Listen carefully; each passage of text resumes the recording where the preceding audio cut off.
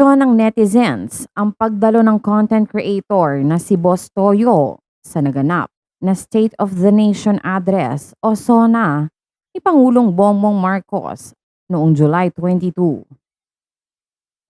Nagtaka ang madlang people kung bakit umattend si Boss Toyo o Jason Luzada sa tunay na buhay sa ikatlong SONA ni PBBM na isinagawa sa Batasang Pambansa.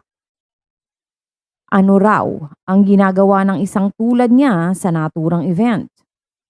Tatakbo raw ba siya sa susunod na eleksyon? May bibilhin ba siya habang ginaganap ang SONA? O baka naman daw, malakas talaga ang koneksyon niya sa ilang politiko?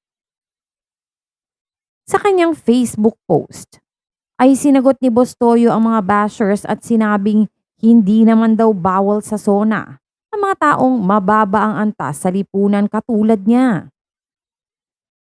Makikita sa FB page ng vlogger at negosyante ang kanyang litrato na kuha sa loob ng Batasang Pambansa. Suot ang barong Tagalog na gawa raw ng isang Filipino designer. Aniya sa caption, nagtataka ako, bakit may mga taong nagko-question kung bakit ako nasa SONA? Bakit? Bawal po ba ang isang content creator dito? Bawal po ba ang isang katulad ko dito? Bawal ba? Dahil hindi ako politiko. Bawal ba dahil hindi mataas ang antas ko sa lipunan? Ang pahayag pa ni Boss Toyo. Dagdag pa niya, masyado kayong nanghahamak ng tao. Gusto ko marinig kung ano ang sasabihin dahil isa akong Pilipino at may pakialam ako sa bayan ko. Wala ako nakikitang masama kung andito ako o kahit sinong tao andito. Pilipino ako at may paki ako sa bayan ko.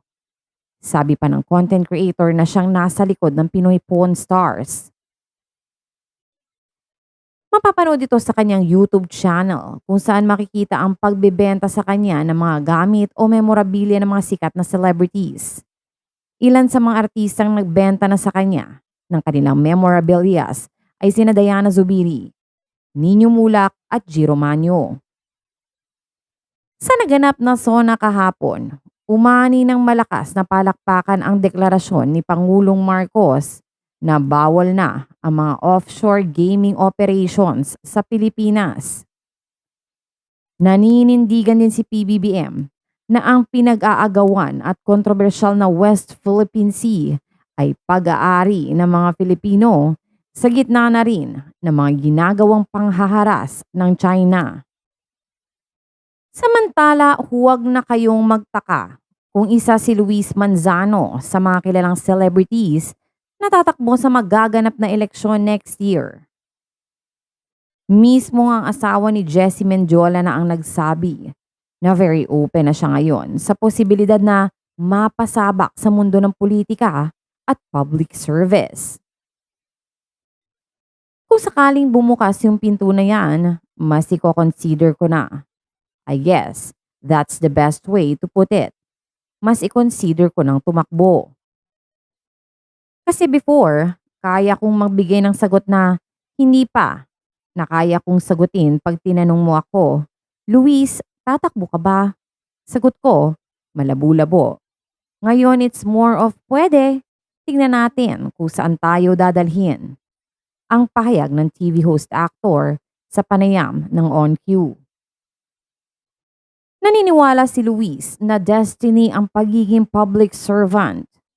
I think kahit paano you can be equipped to some degree, pero the moment na ihalal ka, I think from that day up to the day that you decide to step away, it's a learning experience.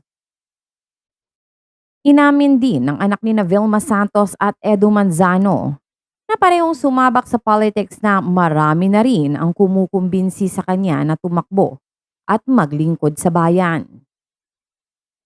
Dati pa, naaalala ko, I would go to Batangas for different events. This was years ago. Maraming event akong napuntahan dati at may mga sektor na kumakausap na sa akin. May mga sektor at grupo na. Naaalala ko may grupo ng mga guro May grupo ng mga pari, may grupo ng mga madre, different sectors, mga negosyante asking if I would or if I could run. And nakikita ko yung tiwala na handa nilang ibigay sa akin kung sakasakali na tahakin ko nga ang mundo ng public service. Pag-alala ni Luis. Yung time na yun, hindi pa ako handa. Basta bawat punta ko sa Batangas, meron at meron akong nakakausap. Kahit dito sa ABS-CBN. Sabi pa niya, in fairness, marami ang nagsasabi na siguradong mamanahin niya ang galing ng ina niyang si Ate V pagdating sa paglilingkod sa bayan. Pati na ng stepdad niyang si Ralph Recto. When you hear something like that, it means na napaganda ng legacy na iniwan ng mommy mo. At may tiwala sila sa'yo na kaya nilang ituloy yun o dagdagan pa ang legacy na iniwan ni mommy at ni Tito Ralph. I would like to think na base sa nakita ko sa mga magulang ko, handa rin naman ako mag-aral ulit. Aniya pa.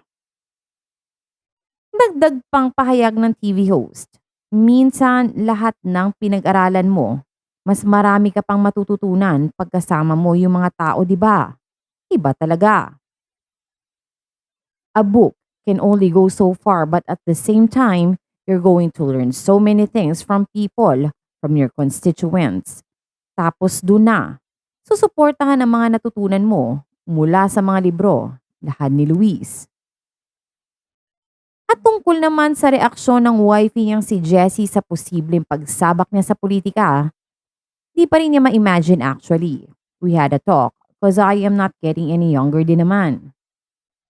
If ever I do enter politics, para ngayon pa lang alam ko na. Para ngayon pa lang, if I have your go signal or if medyo alanganin ka, so medyo umiyak siya. Kasi ibang-ibang mundo na yan. Ibang-ibang mundo ang serbisyo publiko.